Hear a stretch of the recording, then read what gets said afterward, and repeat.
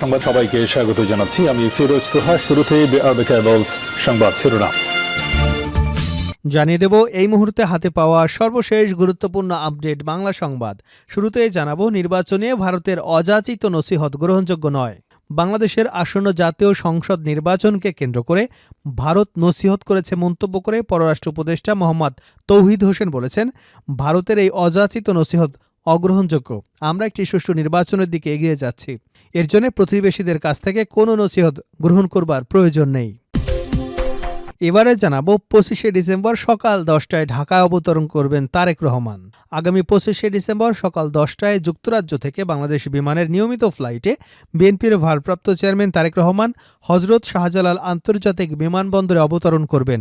Immigration সংক্রান্ত সব কাজ শেষ করে বিমানবন্দর থেকে বেলা 11টায় গুলশান অ্যাভিনিউয়ের 196 নম্বর বাসার উদ্দেশ্যে রওনা হবেন তিনি।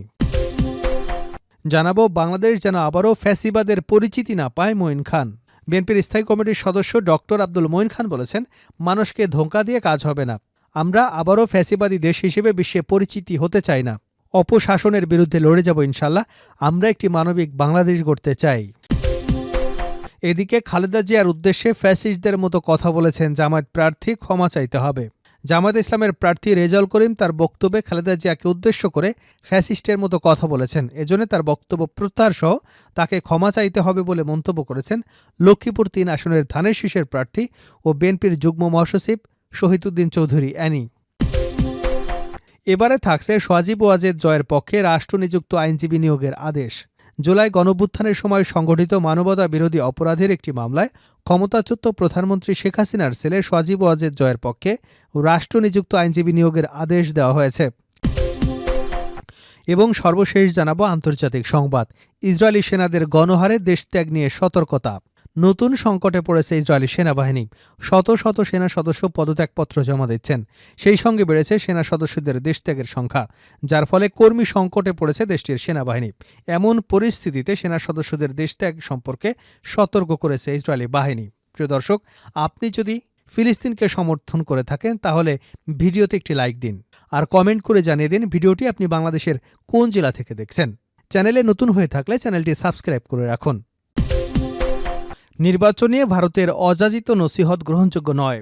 বাংলাদেশের আসন্ন জাতীয় সংসদ নির্বাচনকে কেন্দ্র করে ভারত নসিহত করেছে বলে মন্তব্য করেছেন পররাষ্ট্র উপদেষ্টা মোহাম্মদ তৌহিদ হোসেন।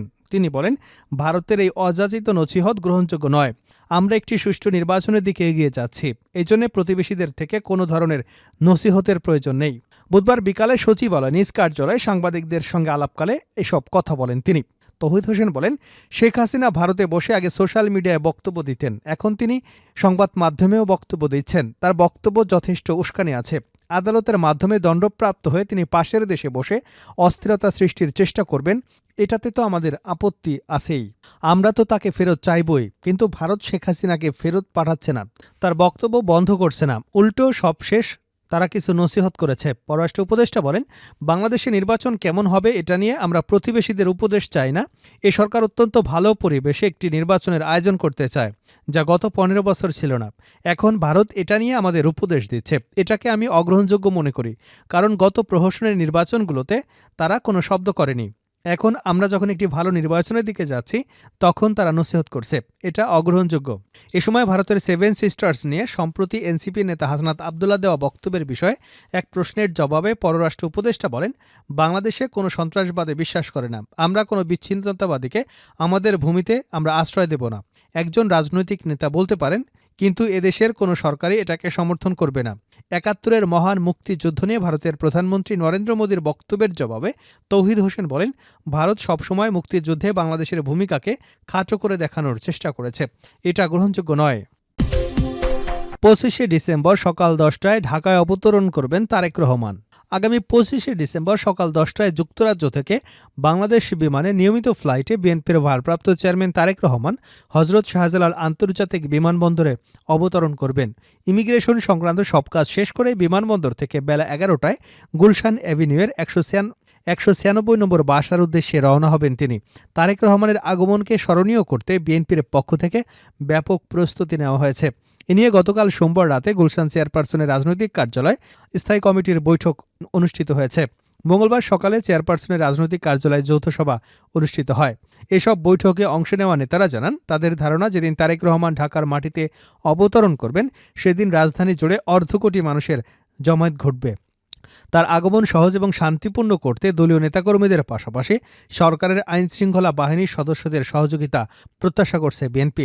বিএনপির গুরুত্বপূর্ণ এক নেতা জানান, ঢাকায় অবতরণ করবার আগে তারেক রহমানকে বহনকারী বিমানটি সিলেট বিমানবন্দরে অবতরণ করবে। সেখানে যাতে কোনো নেতাকর্মী জমায়েত না ঘটে সেই ব্যাপারেও বার্তা দেওয়া হয়েছে। এছাড়াও ঢাকার বাইরে থেকে আসা নেতাকর্মীদের তাদের রাজধানীর আশপাশের এলাকায় স্পট ঠিক করে জানিয়ে দেওয়া হয়েছে। প্রতিটি স্পটে ডিজিটাল স্ক্রিন থাকবে, সেখান থেকে তারেক রহমানকে লাইভ দেখা যাবে। বাংলাদেশ যেন আবারও ফ্যাসিবাদে পরিচিতি না পায় মঈন খান। বিএনপির স্থায়ী কমিটির সদস্য ডক্টর আব্দুল মঈন খান বলেছেন, মানুষকে ধোঁকা দিয়ে কাজ হবে না। আমরা আবারও ফ্যাসিবাদী দেশ হিসেবে বিশ্বে পরিচিত হতে চাই না। অপশাসনের বিরুদ্ধে লড়ে যাব ইনশাআল্লাহ। আমরা একটি মানবিক বাংলাদেশ গড়তে চাই। বুধবার দুপুরে এক আলোচনা সভায় প্রধান অতিথির বক্তব্যে তিনি একথা বলেন। জাতীয় প্রেস ক্লাবে আব্দুস সালাম মিলনায়তনে মহান মুক্তিযুদ্ধ শহীদ রাষ্ট্রপতি জিয়াউর রহমান এবং বর্তমান রাজনৈতিক প্রেক্ষাপট শীর্ষক এই আলোচনা সভার আয়োজন করে doctors association of Bangladesh. Doctor Abdul Moin Khan বলেন, সাম্প্রতিক হিসেবে বাংলাদেশ এখন বিশ্বের সবচেয়ে ঘনবসতিপূর্ণ দেশ। 3,66,00,000 মানুষ ঢাকায় বসবাস করে। 2050 সালে ঢাকা শহরে হবে সবচেয়ে ঘনবসতিপূর্ণ বৃহত্তম শহর। তবে এই শহরকে আমরা কিভাবে পরিচালনা করব সেটি ভাববার বিষয়।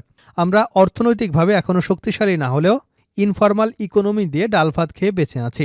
ভবিষ্যতে যারা দেশ পরিচালনার দায়িত্ব নেবেন তাদের এসব বিষয়ে কাজ করতে হবে।